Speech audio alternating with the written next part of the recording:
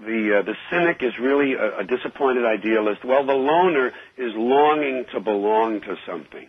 Somewhere in him there's the need to belong and be accepted, at least in my case.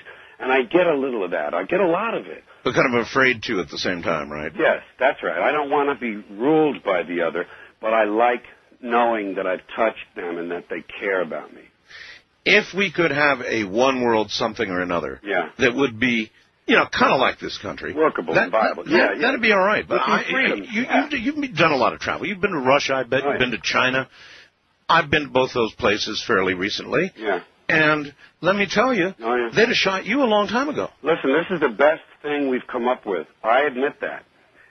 It's a grudging admittance because I like having my little attitudes, but I'm not dishonest. And this is the best we've done, the best we've come up with.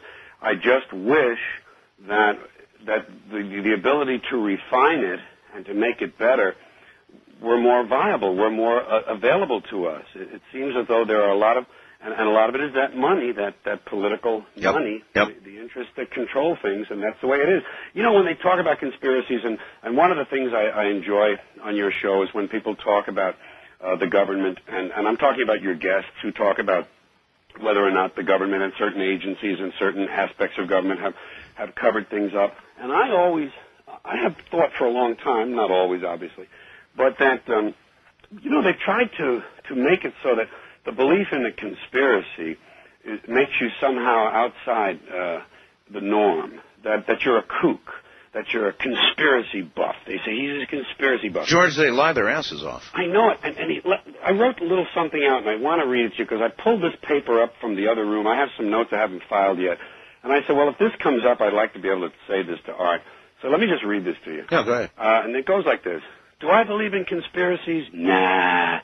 Do I believe powerful people would get together and plan for certain outcomes? Nah. Do I believe powerful interests would operate outside the law and maybe even kill people? Nah.